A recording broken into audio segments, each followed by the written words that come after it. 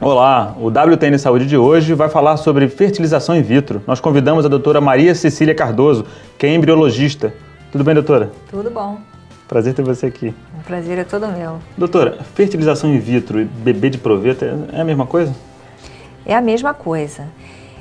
Na verdade, fertilização in vitro é o nome correto, né? Proveta é um tubo que serve para medir líquidos, né? Mas como... É o tubo de ensaio, né?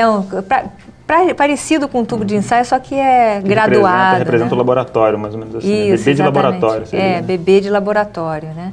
Então a proveta não serve, o embrião nunca passa pela proveta, né? Mas ele passa por placas, né, de cultivo, né? E por isso que é chamado in vitro, né? Porque antigamente era de vidro, hoje em dia não é mais vidro que se usa, mas é por isso que chama. É a mesma coisa no final das contas, né? É, mais ou menos a mesma coisa. Então fica dentro do laboratório. Qual o público? Quais são as pessoas que se beneficiam desse tratamento? Olha, hoje em dia, na verdade, isso já vem há muito tempo, mais ou menos 15% dos casais em idade fértil têm infertilidade, né? Sofrem da infertilidade. Certo. E um grande percentual desses casais com infertilidade, eles vão precisar de um tratamento complexo como a fertilização in vitro. Mas não é só a fertilização in vitro que é tratamento de infertilidade. Né? A infertilidade ela pode ser tratada de forma cirúrgica, pode ser tratada de forma hormonal. Então, assim, dependendo da causa. Exatamente. Do diagnóstico que é dado para a infertilidade do casal. Exatamente. Né? É verdade que quanto maior o índice de desenvolvimento humano, mais infértil se torna aquela população? Exatamente. A nossa vida moderna tem feito com que a infertilidade cresça, né, no mundo inteiro. Então, a nossa alimentação com muito agrotóxico, muito corante, muito conservante, muitas substâncias para aumentar sabor disso, sabor daquilo, né? Então, isso aumenta o nível de infertilidade, isso piora o que é primordial para a fertilidade, que são os gametas, né? Na mulher, os óvulos, no homem, os espermatozoides. Qualidade dos espermatozoides. A qualidade dos espermatozoides e dos óvulos. Então, o que a gente tem visto é que as mulheres, elas vão chegando à falência ovariana e chegando mais cedo à menopausa. Então, a qualidade dos óvulos, ela vai diminuindo, né? Vem diminuindo, e os homens, a qualidade também do sêmen. Então, assim, naturalmente já diminui um pouco a qualidade do sêmen, tanto no homem, menos, quer dizer, o homem pode se procriar até os 90 anos, enquanto tiver atividade sexual, é fértil, né, normalmente.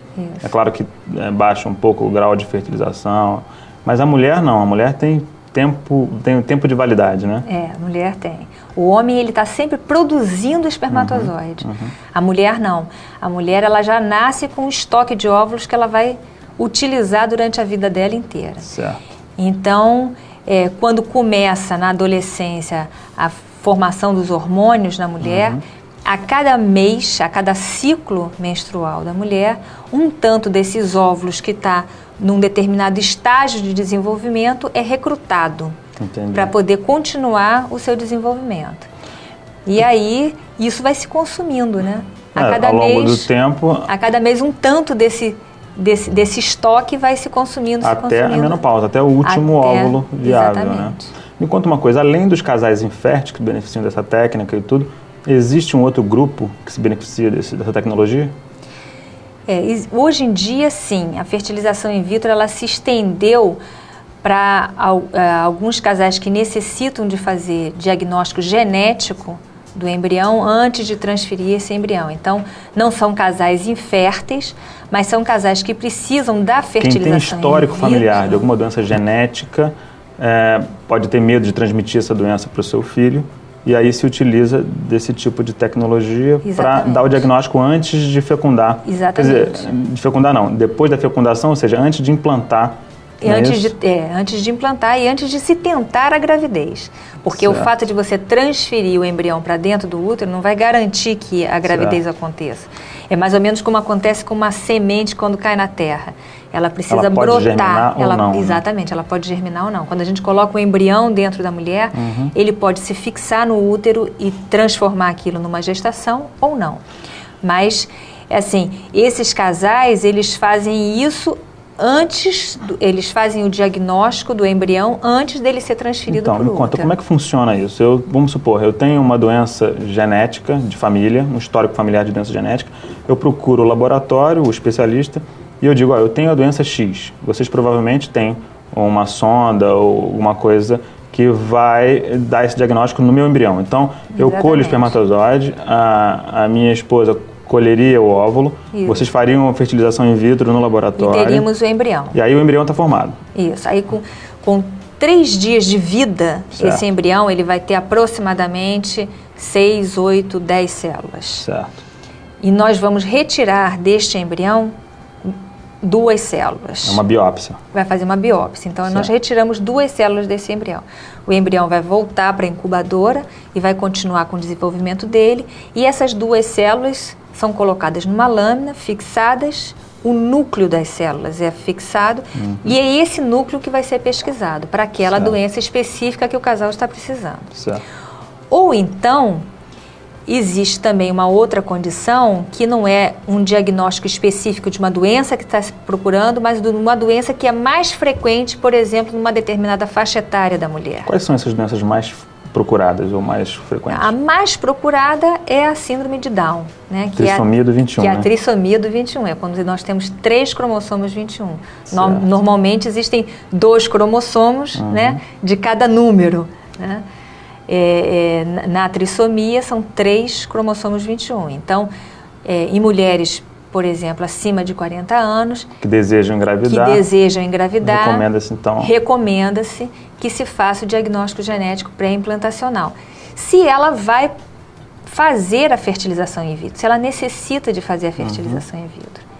Então, o que o diagnóstico pré-implantacional, que a gente faz no embrião, ele serve para poder evitar que o casal passe por um diagnóstico quando a gestação já está mais avançada. E aí tem a difícil decisão de ter que interromper uma gestação, uma gravidez por causa dessa doença. Quer dizer, então uma vez você identificando a doença naquele embrião, porque geralmente quando você faz essa fertilização, você fertiliza vários óvulos, com vários espermatozoides, tem vários embriões. E aí você biopsia todos eles. Isso. E o que tem a doença você descarta. E você implanta os que estão livres da doença. Exatamente. É possível fazer várias biópsias, ou seja, escolher várias doenças e você criar um bebê mais saudável, vamos dizer assim? O que se faz normalmente é pesquisar as mais frequentes. Então, é o 21, é o 18, o 16, 22, as doenças ligadas ao X, ao Y, né? Então, são as mais frequentes. Fora as doenças genéticas específicas, gênicas, né? Por exemplo, a hemofilia, você tem uma sonda... Também é possível fazer isso. Exatamente, você tem uma sonda específica para aquela doença. Entendi. Mas quando você vai fazer um screening, a gente procura aquelas doenças mais frequentes, cromossômicas mais frequentes, não gênicas, né? Mas cromossômicas mais frequentes. E é possível fazer todas essas pesquisas num único embrião? Num único embrião. Então, vai se jogando sondas à medida que vai se querendo pesquisar. Existe o risco, então, de você produzir um super bebê? Ou seja, você acredita que no futuro vão haver 2 camadas, os super bebês, ou uma sub-raça, vamos dizer assim, quem não tem condição de ter acesso a essa tecnologia? Eticamente, a gente até evita, né, de falar um pouco sobre isso, porque não é essa a intenção de quem está pesquisando e fazendo esses diagnósticos genéticos. E a gente espera... É promover saúde e evitar... Exatamente. A intenção é promover a saúde, evitar os dissabores de uma doença genética que são grandes, né, tanto para a família como para a própria criança, né?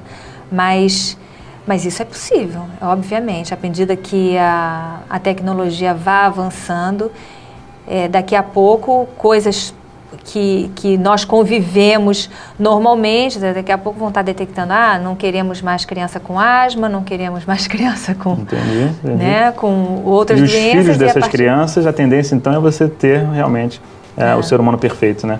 O ser humano perfeito. Até vamos torcer para a perfeição não ser um nazismo da vida. Exatamente, né? Um grande problema. Não é isso, não. Vamos confiar então no bom senso do ser humano. No bom senso dos cientistas e do ser humano. Doutora, foi um prazer ter tido você aqui. Muito obrigado. Muito obrigada a vocês também. E espero uma próxima vinda. Vai ser um prazer. O WTN Saúde vai ficando por aqui. Semana que vem tem mais. Até a próxima.